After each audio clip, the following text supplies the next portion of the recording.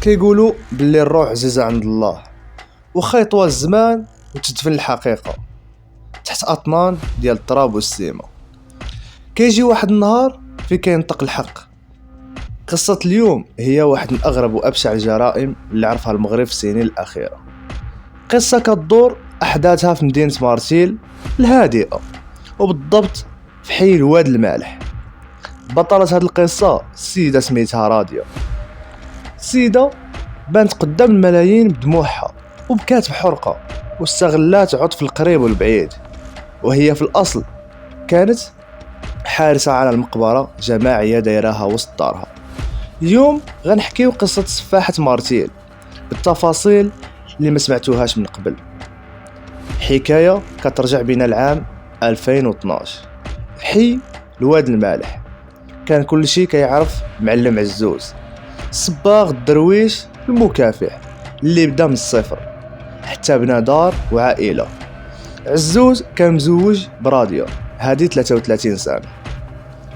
الزواج أثمر عدة الوليدات شريف وبوتينة وسهام. عزوز كان مثال الرجل اللي باغي يصل العائلة، طور راسو براسو ودار محل كيكري فيه الماتريال ديال البني، وشرا هوندا باش يسهل الخدمة ديالو. ولكن في نهار 12 مارس 2012 كنا فين ما كنشوفوها غادية ولا جاية كنسولوها ياك كاين شي خبار على عزوز.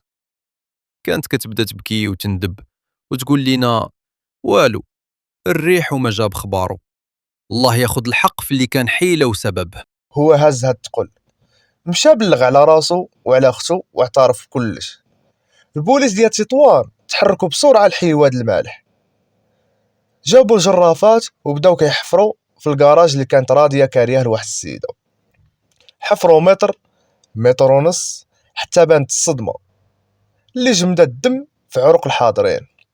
لقاو بقايا العظام بشرية، وفي الأول كل كيصحاب بلي هذيك جثة عزوز بوحدو، ولكن فاش زادوا حفروا لقاو جثة الثانية. تحاليل ديال لاديين صدمات المغرب، جثة ديال الأب عزوز والابن شريف اللي غدرات أمو حيت يمكن عرف السر ديال باه. التحقيقات كشفات بلي راضية وخوها تعاونوا قتلوا عزوز بدم بارد ودفنوه وسط الدار.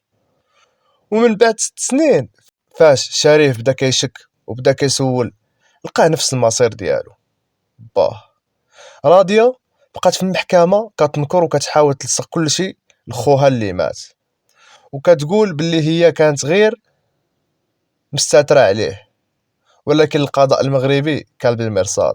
واحد الضابط قال لها سيما اللي درتي فوق منهم يا راضية ما قدراتش تخبي ريحة المظلوم. اليوم الروح ديال عزوز وشريف غتخرج للضوء وانتي غتدخلي للظلام. وفي ماي 2024 محكمة الاستئناف بتطوان نطقت بالحكم النهائي. باسم جلالة الملك وطبقا للقانون وبعد الاطلاع على بشاعة الفعل الجرمي، قررت المحكمة إدانة المسماة راضية بالسجن المؤبد. رفعت الجلسة. تحكمات راضية بالسجن المؤبد، حكم نزل بحال الصاعقة وبرد الغدايد الناس اللي تآمروا عليها وتغدروا في ثقتهم. هذه كانت قصة سفاحة مارتيل، قصة كتعلمنا باللي الظلم وخا يطوال، وباللي الإنسان وخا يحاول يغطي الشمس بالغربال، ربي كيسخر أوسط الأشياء باش تفضح المستور. 12 عام ديال الكذب والتمثيل، نهايتها كانت وراء القضبان في عزلة وندم. سؤالي ليكم اليوم، واش تعتقدوا باللي كاين شي دافع في الدنيا يخلي تقتل ولدها وتدفنوا وسط دارها؟